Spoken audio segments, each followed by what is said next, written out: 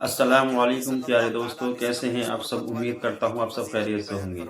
تو یہ بیان سننا اور بہت ہی اس ضروری ہے، محرم اس میں بیان کو ضرور سنیں اور اپنے حضرت دوستوں میں حفصہ ضرور رضی شیئر اللہ کریں۔ تعالیٰ عنہ جو تو حضور پہلے کی اس زوج بیان ہے، کو وہ سنتے ہیں، فرماتی چلیے ہے ساتھ رسول میں۔ پاک صلی اللہ تعالیٰ علیہ وسلم 4 عمل زندگی میں کبھی ترک نہیں کرتے تھے، چھوڑتے نہیں تھے۔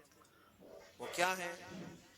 تو آپ فرماتی ہیں ان میں سے ایک عاشورہ کا روزہ حضور کبھی نہیں چھوڑتے تھے۔ عاشورہ کا روزہ رسول پاک صلی اللہ تعالیٰ علیہ وسلم کبھی ترک نہیں فرماتے۔ اس کی بڑی فضیلت ہے۔ یہ عاشورہ کیا ہے؟ 10ویں محرم کے دن کو عاشورہ کہا جاتا ہے۔ بڑا تاریخی دن ہے، اور بلکہ اللہ کے نبی صلی اللہ علیہ وسلم نے یہ بھی فرمایا قیامت بھی اسی دن کو آنے والی ہے۔ 10 محرم الحرام ہوگی اور جمعہ السلام کا دن علیکم ہی پیارے ہوگا دوستو، کیسے ہیں آپ جس سب؟ دن امید کرتا سور ہوں آپ سب پھونکا خیریت جائے سے گا ہوں گے۔ تو اور جیسے کہ اب پوری رمضان دنیا شروع ہونے فنا والے کر ہیں، دی جائے گی اور تو یہ قیامت بیان کا سننا منظر بہت ہی قائم ہو ضروری جائے ہے، گا۔ اس بیان کو ضرور سنیں عاشورہ کا دن اور اپنے آتا دوستوں ہے میں تو اے ضرور شیئر مومنو، کریں۔ تو سب پہلے کے اس سب بیان کو اللہ سنتے ہیں، کی چلیے ساتھ بارگاہ میں۔ میں دوڑ آ جاؤ، عبادت کے لیے لگ جاؤ۔ اور اس دن یہ یاد کرنا چاہیے کہ یہی وہ دن ہوگا جب ہمیں بارگاہ رب العزت میں کھڑا کیا جائے گا۔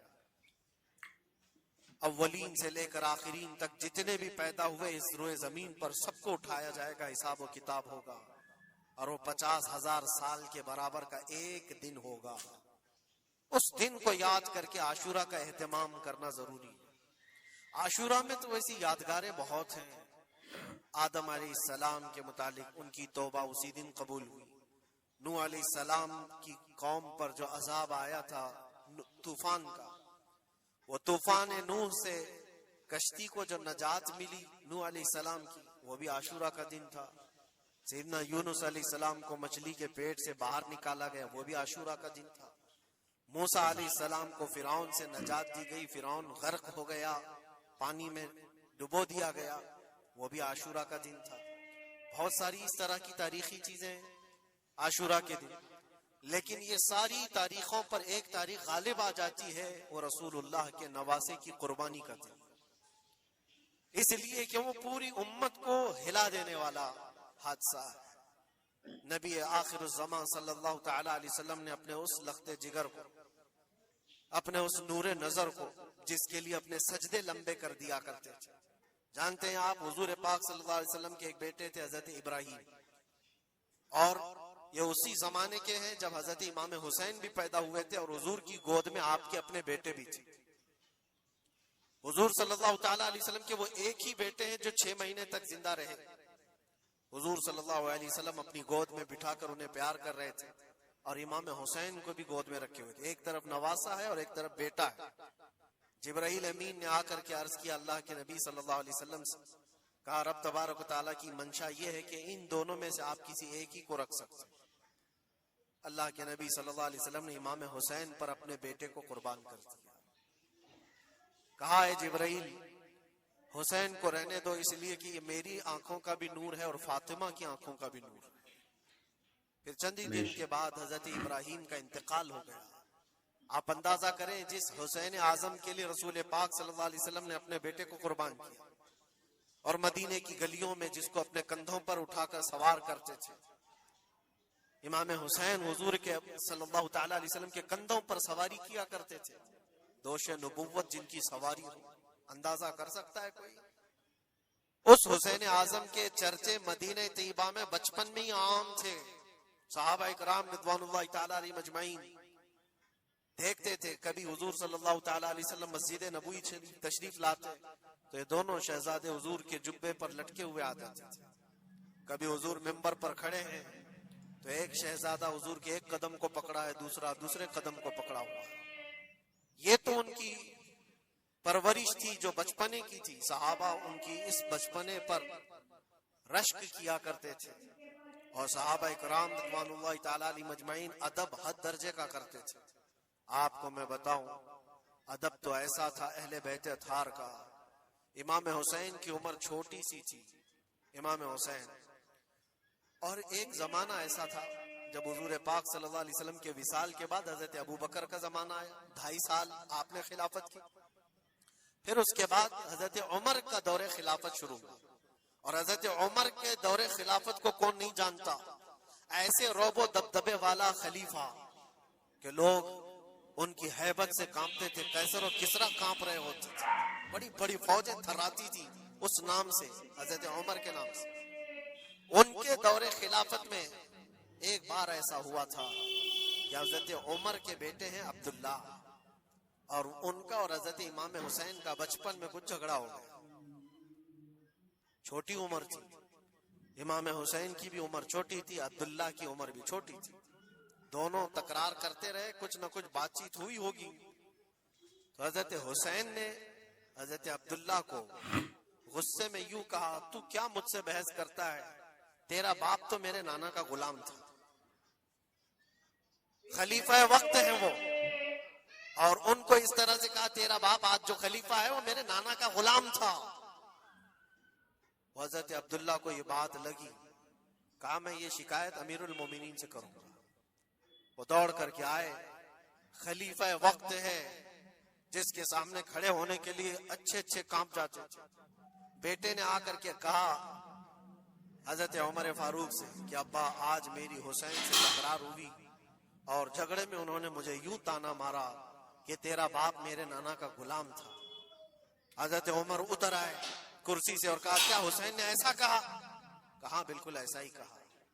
تو حضرت عبداللہ کہتے ہیں ابا کا جلال دیکھ کر کے میں سمجھ گیا کہ حسین کو سزا ملے گی، کہا جاؤ حسین کو بلا لاؤ، حسین کو بلا لاؤ، انہوں نے یہ کہا ہے میں سننا چاہتا ہوں۔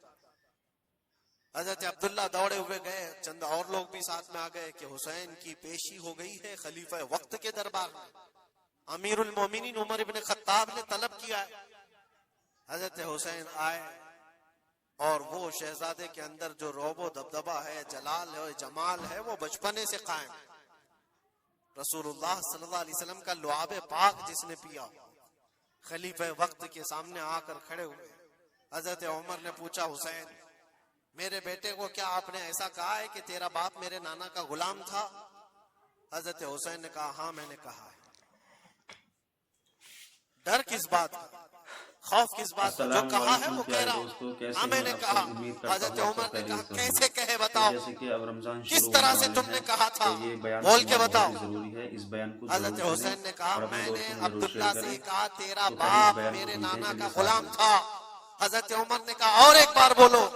حضرت حسین نے پھر کہا عبداللہ تیرا باپ میرے نانا کا غلام تھا۔ حضرت عمر نے کہا اور ایک بار بولو۔ 3 بار بولنے کے بعد ان کے دونوں بازو پکڑ کر کے گھٹنے زمین پر ٹیک دیا۔ حضرت امیر المومنین کہتے ہیں میری بخشش کے لیے تمہارے جملے ہی کافی ہو گئے، آپ نے جو مجھے سند دی ہے اے حسین بس یہ جملہ کل قیامت کے دن بھی کہہ دینا، جب میرا حساب ہو رہا ہو تو اتنا کہہ دینا عبداللہ کا باپ عمر میرے نانا کا غلام تھا۔ اس لیے کہ رسول کریم صلی اللہ علیہ وسلم نے فرمایا ہے الحسن والحسین سیدہ شباب اہل الجنہ، حسن اور حسین جنتی جوانوں کے سردار ہیں۔ یہ جسے اجازت دے دیں وہ جنت میں چلا جائے گا، جسے یہ کہہ دیں وہ کہ یہ میرے نانا کا غلام ہے۔ مجھے بتاؤ میرے عزیزو، اس حسین اعظم کی بات میں کر رہا ہوں، وقت کا باروب خلیفہ امیر المومنین عمر ابن خطاب جن کے سامنے گھٹنے ٹیک کر کے بیٹھے اور کہے یہ جملہ دوبارہ کہو، ان کا مقام کیا ہو سکتا؟ حد درجے کا ادب صحابہ اکرام کے اندر تھا۔ اور ایک مرتبہ ایسا بھی ہوا تھا، حضرت عمر ممبر پر کھڑے تھے، حضرت امام حسین اپنے گھر سے دوڑتے ہوئے آئے۔ یہ وہ منظر تھا جب انہوں نے اپنے نانا کو ممبر پر خطبہ دیتے ہوئے سنا ہے۔ زمانہ انہوں نے آنکھیں کھولی ہیں حضور کی گود میں، بچپنا پایا ہے رسول اللہ کے گھر میں، اور دیکھا ہے سب سے پہلے خطبہ دیتے ہوئے تو اپنے نانا کو دیکھا تھا، لیکن جب رسول کریم صلی اللہ علیہ وسلم کی وفات ہو گئی تو پورا اندھیرا سا چھایا ہوا تھا۔ حضرت امام حسین ان کے متعلق ہے کہ ایک بار حضرت عمر ممبر پر کھڑے تھے، وہ دوڑتے ہوئے آئے مسجد میں، حضرت حسین کو ایسا لگا کہ رسول اللہ خطبہ دے رہے ہیں۔ وہ یادیں کہاں سے جاتی جو رسول اللہ کو خطبہ دیتے ہوئے دیکھا تھا۔ دوڑتے ہوئے آئے، دیکھا عمر فاروق خطبہ دے رہے ہیں، تو چیخ کر کے کہا کہ آپ میرے نانا کے ممبر سے اتر جاؤ، یہ میرے باپ کا ممبر ہے، اپنے باپ کے ممبر پر جاؤ، تمہارے باپ کے ممبر پر جاؤ۔ حضرت عمر اتر گئے، یہ نہیں کہ خطبہ قائم رکھا، فوراً اتر آئے۔ اور شہزادے کو پکڑ کر کے رونے لگ گئے. سچ کہا ہے حسین، یہ ممبر تو تمہارے گھر کا ہی، یہ ممبر تمہارے باپ کا ہے، تمہارے نانا کا ہے، اور انہوں نے یہ عزت بخشی ہے ہمیں کہ ہم اس ممبر پر کھڑے ہوتے ہیں. اگر آپ اجازت دیں تو میں خطبہ دوں، ورنہ میں یہیں بیٹھا ہوں. یہ مقام تھا امام حسین کا. بچپنے کی بات کر رہا ہوں. پھر انہوں نے کہا آپ خطبہ دیں. حضرت عمر خطبہ دینے لگے.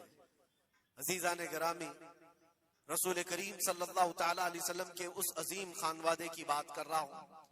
دنیا نے امام حسین کی داستان کربلا کی بہت سنائی، اور ہم بھی سناتے رہے اور سنتے بھی رہے. وہ تو آخری وقت کی قربانیاں ہیں. جب آپ کی زندگی پاک تمام ہونے کو آئی اس وقت تو کربلا میں پہنچے، لیکن آپ کی ابتدائی زندگی اور آپ کی جوانی، یہ سب معاملات ہر نوجوان کے سامنے ہونا چاہیے. اگر نوجوان آج ہمارا یہ کہتا ہے کہ میرا آئیڈیل حسین ہے، تو اس کو حسین کی زندگی پڑھنا چاہیے.